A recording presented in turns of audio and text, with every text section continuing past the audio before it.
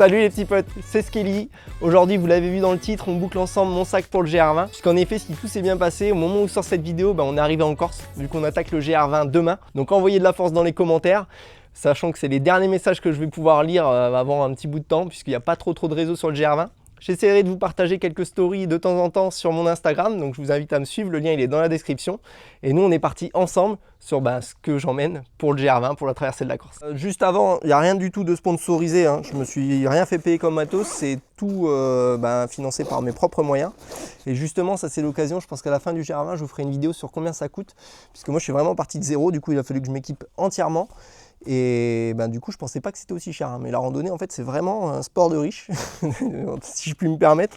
C'est à la fois ce qu'il y a de plus simple, c'est marcher en pleine nature, mais si on veut le faire bien équipé et que ça dure dans le temps, au final c'est assez coûteux. Donc moi j'ai fait le choix, après pas mal de renseignements, de m'équiper beaucoup en produits Decathlon. C'est pas du tout sponsorisé, c'est juste que j'ai trouvé que sur beaucoup de produits c'était simplement le meilleur rapport qualité-prix. Du coup on va commencer par le sac. Donc le sac, comme je vous l'ai dit, c'est un Decathlon. Donc c'est leur gamme randonnée, donc ça c'est un 60 plus 10 litres. En fait il a la capacité de pouvoir s'étendre un petit peu. On a le chapeau en plus. Donc ce sac, j'ai pris un 70 litres, c'est peut-être au final un petit peu gros vu ce que je vais embarquer. Après on se dit qui peut le plus peut le moins, mais on a tendance aussi à vouloir remplir du coup le sac.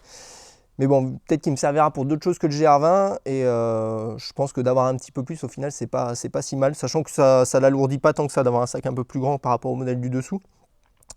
J'ai pris ce sac parce que il était plutôt bien noté, il a un dos filet, donc du coup il est assez confortable à porter pour la transpiration, etc. J'ai aussi essayé, j'avais commandé un Osprey sur internet, donc qui est la marque référente en termes de sac, tout le monde en dit que du bien. Mais moi en fait j'avais un problème avec la sangle abdominale, elle venait m'appuyer sur les hanches. Et clairement, en fait, je supportais pas du tout le sac. Alors que pourtant, il était bien à ma taille selon ce qui était dit sur internet. Mais du coup, ça ne me correspondait pas. Donc du coup, voilà, je suis resté sur mon sac Decathlon. J'ai pu tester, j'ai pu faire une rando avec. Je le trouve assez confortable et je pense qu'il ira au bout avec moi. Et maintenant, on va voir ce qu'on y met dans ce sac et ce qu'on n'y met pas. On va commencer sur toute la partie un petit peu vêtements. Donc la partie vêtements, donc ça c'est une doudoune. Donc tout ce qui est le plus basique, doudoune Decathlon avec capuche. Hop. Le chapeau. Alors chapeau, pour moi c'est un indispensable. Bon, il y en a c'est plus team casquette, moi j'aime vraiment le chapeau, je trouve ça confortable à porter, on l'oublie avec le temps. Le pantalon, ça je l'aurai sur moi, c'est mon pantalon de trek, pareil, produit de chez Decathlon qui permettent de passer en short. Donc ça, hop, ça je l'aurai je pense sur moi dès le départ en fait de mon appartement, puisque je pars de Châlons-en-Champagne, je prends le train jusqu'à Paris. De Paris, je prends un avion jusqu'à Calvi. Et de Calvi, on va se débrouiller pour aller au départ du GR20. Et puis après, let's go. Donc du coup, je vais partir de mon appartement en condition, puisque je vais aller à pied à la gare. Donc du coup, je vais être le vrai randonneur depuis le départ.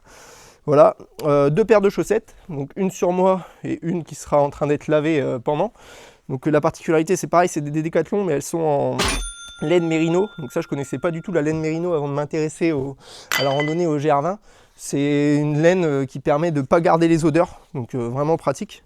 Pareil, on est sur 2 caleçons. Hop, je sais pas où est le deuxième, mais j'en ai 2.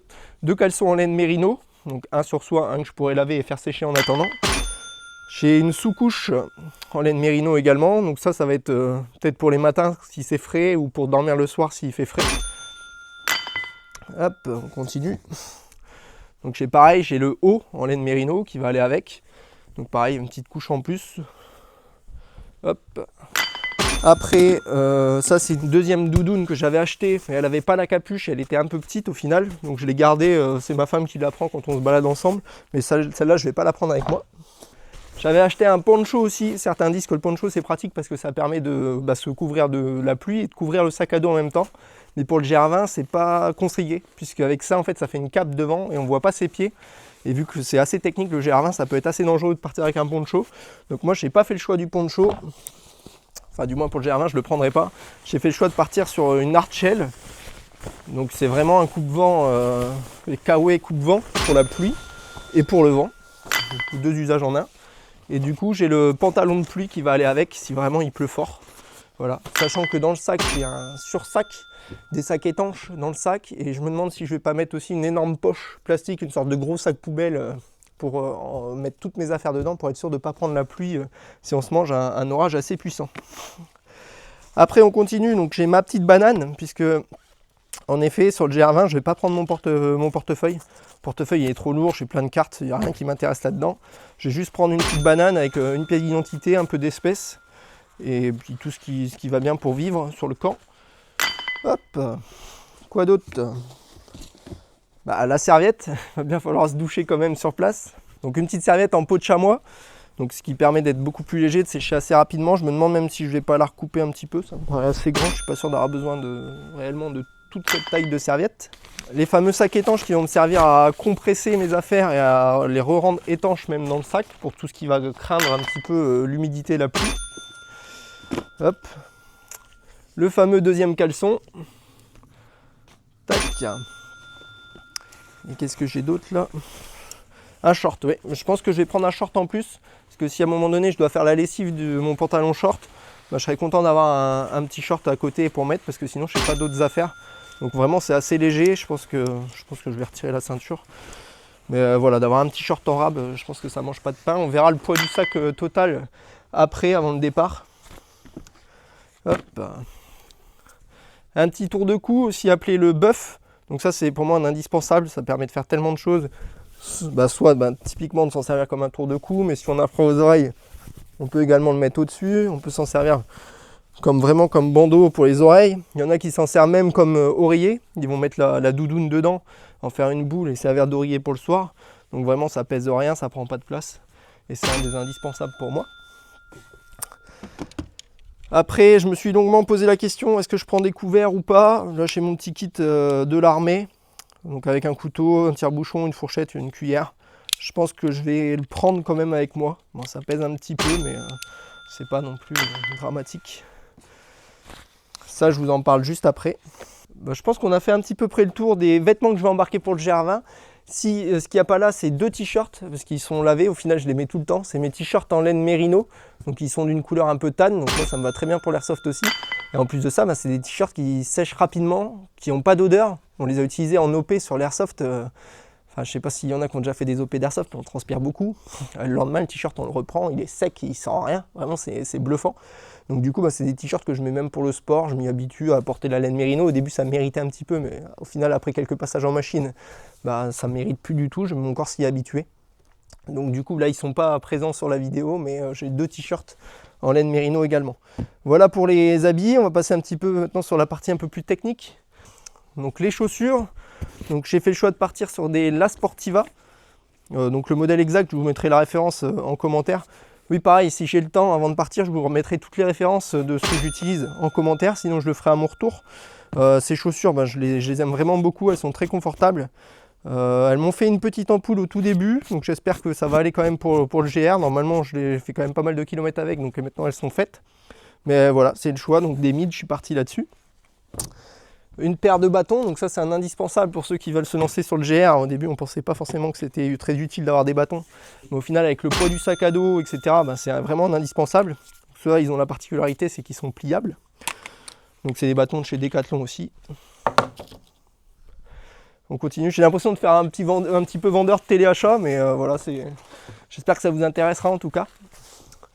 Hop, on continue pour les pieds. Pour le soir, j'ai acheté une petite paire de tongs de maître nageur là, à Decathlon. Ça, c'est même pas des tongs, c'est des claquettes. C'est important d'avoir les pieds un petit peu ventilés le soir. Pareil, si on veut aller se baigner, etc., d'avoir une petite paire de claquettes, je pense que c'est pas mal. Sachant que celles-ci, je les trouve quand même assez lourdes. Je les ai pas pesées, mais est-ce que je vais regretter un petit peu le poids de tout ça? C'est fort probable. Hop, on en vient au duvet. Donc le duvet, je l'ai changé. Au final, j'étais parti au début sur un modèle classique, pas du tout orienté trek. Et le problème, c'était le poids du duvet. Là, j'ai les mêmes performances que le duvet précédent, sauf qu'il pèse quasiment 2 fois moins lourd. Il doit faire moins d'1 kg, celui-là, il doit faire 800 ou 900 grammes. Donc là, du coup, il est dans sa housse de rangement pour laisser la plume se remettre en place. Mais il peut se compacter, se comprimer. Il ne prend plus du tout de place une fois rangé dans son sac de compression. Il ne prend plus du tout de place. Donc ça, voilà, c'est le premier élément de couchage. Un bon duvet. Sachant que c'est des duvets en sarcophage. Et du coup, moi, je ne suis pas non plus hyper à l'aise dedans. J'aime bien bouger la nuit. Et jusque-là, je n'ai pas super bien dormi. Et justement, on va y venir. On va rentrer dans le technique du matos. J'étais parti sur un matelas du coup, c'est un Thermarest, le Neo Air. Je relis parce que je ne me souvenais même plus de la marque. Ce matelas il est bien noté, il a une bonne épaisseur, mais le problème c'est qu'il fait pile la largeur d'un bonhomme, ni plus ni moins. Et que moi la nuit je bouge beaucoup. Donc du coup à chaque fois que j'ai dormi sur ce matelas, j'ai passé des nuits horribles. Je l'ai testé 3 fois. 3 fois j'ai super mal dormi et je me dis même avec le GR, ok, je vais être fatigué, j'ai peut-être moins porté attention à ça. Mais il est hors de question que je passe 13 jours là-dessus, c'est d'avance que je vais très très mal dormir. Donc du coup c'est aussi le point dont je voulais vous parler. C'est que sur le GR, on est obligé de dormir autour des refuges.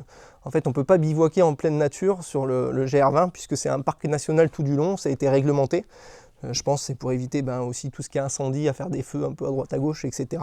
Donc du coup, on est obligé de dormir proche des refuges, donc de venir planter sa tente le soir à côté de toutes les autres tentes, etc. Donc partant de ce constat-là, sachant qu'en plus on ne pourrait pas le faire en autonomie totale au niveau de la nourriture, enfin c'était pas possible. Donc on retire un petit peu tout ce côté de l'aventure, qui est de monter sa tente, toute la partie vraiment bivouac en pleine nature. GR20, il n'y a pas, on oublie. Donc du coup, moi j'ai fait le choix de complètement omettre cette partie, donc en réservant en fait directement des tentes déjà montées sur place. En fait, on paye un petit peu plus cher l'emplacement, je vais payer le double, à peu près une vingtaine d'euros tous les soirs, mais ce qui va me permettre de bénéficier d'un matelas plus large qui est directement déjà installé dans une tente qui est déjà montée. Donc du coup j'avais acheté une tente, une Lancia 2, un matelas, et tout ça je vais pas le prendre. Et je le prends pas, pourquoi? Pas simplement parce que j'ai la flemme de monter ma tente et que je dors mal sur un matelas, j'en aurais essayé d'autres et j'en aurais acheté d'autres, mais tout simplement parce que ce poids économisé, ça va me permettre d'embarquer du matos vidéo, puisque ce GR20 je compte bien le filmer, donc je verrai si j'en fais une vidéo YouTube ou pas, mais en tout cas moi le projet de fond c'est d'en faire un documentaire. Donc je vais suivre 2 amis qui sont 2 cousins qui ont grandi ensemble, et qui sont très proches, très fusionnels, et du coup je pense que je vais raconter un petit peu leur histoire à travers le GR20, donc les rencontres, etc. Donc du coup j'embarque tout un matos vidéo, donc hop, je vais embarquer donc la caméra qui est en train de nous filmer, ça c'est sa petite sœur mais globalement c'est la même chose. Donc une caméra, donc ça fait déjà quasiment 1,5 kg, et je vais embarquer aussi, et là-haut ça s'y prête, très bien, hop. Ce que je vais embarquer également, c'est un drone. Je vous dis un drone, je sors la radiocommande. Hop, un drone.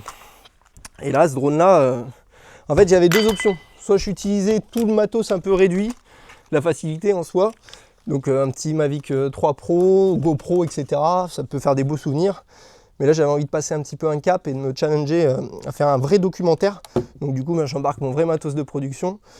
Des micros, des batteries de caméra, un chargeur tout en USB-C, voilà, pour essayer de garder un petit peu de poids, une power bank aussi, tout ça, ça va bien faire vite 3-4 kg en plus dans le sac à dos, donc c'est pour ça que je suis obligé de gagner du poids ailleurs, c'est pour ça que je prends pas la tente ni le matelas.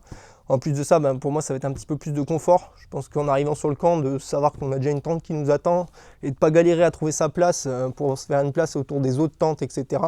Ce sera du confort en plus, et en fait ça va optimiser mes chances d'aller au bout. Donc voilà, j'ai fait ce choix. Alors oui, je suis pas un vrai aventurier, on n'est pas dans le même mindset que de prendre tout son matos avec soi, mais sachant que le GR20, vu qu'on campe autour des refuges, en soi il n'y a pas vraiment ce côté aventure en tant que tel. Donc pour moi c'est que du confort en plus, et il n'y avait aucun intérêt pour moi de prendre ma tente. Du coup je vous ai dit que je vous en parlerai après de ça. C'est simplement une poche étanche à mettre sur l'appareil, puisque mon appareil va être principalement fixé sur la bretelle du sac à dos. Donc ça va me permettre de le protéger en cas de pluie, etc. et de le garder quand même facilement accessible. Du poids en plus, toujours du poids en plus. Hop, maintenant on va parler de la gestion de l'eau.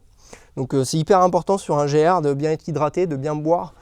Certains parlent de 2, 3, 4 litres pour faire une étape.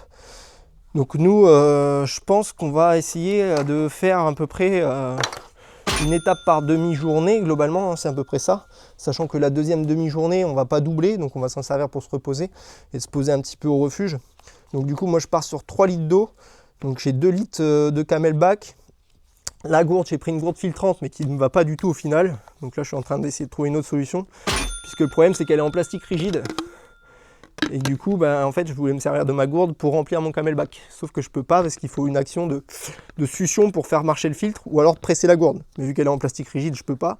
Donc là, je suis en train de voir si je peux commander juste un corps souple, ou sinon, je vais devoir racheter une autre gourde filtrante, ça m'embête un petit peu. Mais voilà un petit peu le setup que je vais utiliser. En plus de ça, vu que cette année, il y a eu beaucoup de cas de gastro sur le GR20, on va partir sur des pastilles pour traiter l'eau aussi également, pour ne pas prendre de risques avec ça. Parce que je pense que clairement, se manger une grosse gastro là-haut, ça ne doit pas être rigolo. On continue. Au début, on parle d'aventure. Donc, qui dit aventure dit aussi gérer sa nourriture. Donc, on avait fait le choix de partir au début sur des lyophilisés, petites tasses, petits réchauds, etc. Sur le GR20, il n'y en a pas besoin du tout. Cette partie-là, en fait, elle est gérée par les refuges. Elles mettent à disposition des systèmes de gaz avec des réchauds, des popotes, etc. Donc, tout ce qui est kit cuisine, il n'y a pas besoin, c'est du poids de gagner. Et les lyophilisés, je pense que je vais quand même en prendre un. Allez, un, peut-être deux, vraiment, c'est au cas où. Que, je sais pas, j'ai vraiment une grosse fringale à un moment donné, où on se pointe, on se perd, on arrive trop tard sur un refuge, on ne peut pas manger le soir. Voilà, c'est plus dans ce mindset-là. Parce que imaginez s'il fallait prendre 13 jours de nourriture avec soi, je pense clairement on aurait un sac de 25 kg et ça ne serait pas possible d'aller au bout du GR, du moins dans notre condition physique. Hop. Ah, bizarrement, il reste le quinoa au fond. Donc pareil, j'ai encore d'autres poches étanches, je pense qu'ils serviront aussi pour le matériel vidéo. Un petit oreiller, donc à voir si j'utilise la technique de la doudoune dans le bœuf. Donc si je prends quand même un petit oreiller confort, je pense que c'est quand même important de bien dormir. Donc si mon sac à dos, le poids n'est pas en surcharge, enfin du moins je l'estime pas en surcharge, je ferai le choix de prendre le petit oreiller en plus. Qu'est-ce que j'oublie de vous dire? Une petite trousse de toilette. Donc trousse de toilette et trousse de secours, il y a tout dedans, sachant que je ne vais pas vous faire le détail de tout ce que ça contient, mais il faut des pansements pour les ampoules, un petit savon, un kit, petite brosse à dents, un petit dentifrice, voilà, 2-3 petits cure-dents, des pansements, des conneries à droite à gauche pour de la bobologie. Maintenant je sais qu'on va pas aller soigner une fracture ouverte ou quoi, je vais pas prendre des garrots ou des choses comme ça, c'est pas la peine. Voilà, je pense qu'on a à peu près fait le tour de tout ce que va composer mon sac. Donc j'espère que je ne vais pas trop le subir, que le sac ne sera pas si lourd que ça. On s'est déjà posé la question de répartir un petit peu le matos vidéo, vu que je vous parlais d'une surcharge de 4 kg, de le répartir entre nous trois. Donc on verra si je le supporte, le poids du sac total avec ça. J'avais fait des estimations, je crois que j'étais autour des 10 kg sans l'eau. Donc ça ferait 13 kg avec l'eau, ce qui reste pour moi normalement supportable. Mais bien que le nord du GR20, par là où on commence, c'est ce qu'il y a de plus raide et de plus escarpé. Donc je pense que ça va quand même être assez dur. Mais bon, vu qu'on n'est pas pressé, on ne fait pas une perf, même s'il faut mettre 2 fois plus de temps sur certaines étapes parce qu'on galère vraiment, on mettra 2 fois plus de temps et ça ne nous empêchera pas d'aller au bout. Si, dernier petit point important que je prends, papier toilette. Ça peut être bien utile. J'hésite encore à partir avec du vrai papier toilette ou du papier humide qui prendrait un petit peu moins de place. Mais voilà, il n'y a pas de papier au GR. Et un dernier point, je vois ça, c'est pour ça que j'y pense. Une radio, au début je m'étais dit peut-être que je vais embarquer une radio avec moi, ça peut servir pour contacter les secours en cas de problème ou quoi que ce soit, vu qu'il y a très peu de réseau sur le GR. Puis au final je me suis dit ça fait du poids en plus, ça fait un chargeur en plus. Voilà, on essaiera bien de se débrouiller avec nos téléphones, aller sur une crête en cas de souci. On n'y va pas dans l'optique de se dire on va rester coincé au fond d'un trou, d'une crevasse ou quoi. Donc voilà, j'ai fait le choix de ne pas prendre la radio. Donc un liof ou deux. Pas de radio, pas de kit cuisine, pas de matelas, pas de tente. Voilà les sacrifices un petit peu que j'ai fait pour me permettre de filmer tout ça. Ce documentaire du coup que je vais tourner sur place, j'espère pouvoir le proposer sur certaines plateformes de diffusion ou pourquoi pas le faire concourir dans certains festivals, etc. Sortir un petit peu de ce que je fais d'habitude, puisque s'il y en a qui ne le savent pas encore, je suis vidéaste de métier, je filme pour des entreprises, des boîtes, des choses comme ça. Et là, du coup, c'est l'occasion de faire un projet perso, en plus de toute cette aventure, vivre toute cette aventure. Donc voilà, sacré projet pour moi. Envoyez-moi de la force dans les commentaires, on attaque demain matin à 8 h. Et puis, on se revoit dans 13 jours, si tout s'est bien passé. Allez, let's go, moi je vous dis à bientôt pour de prochaines aventures. Salut, ciao ciao.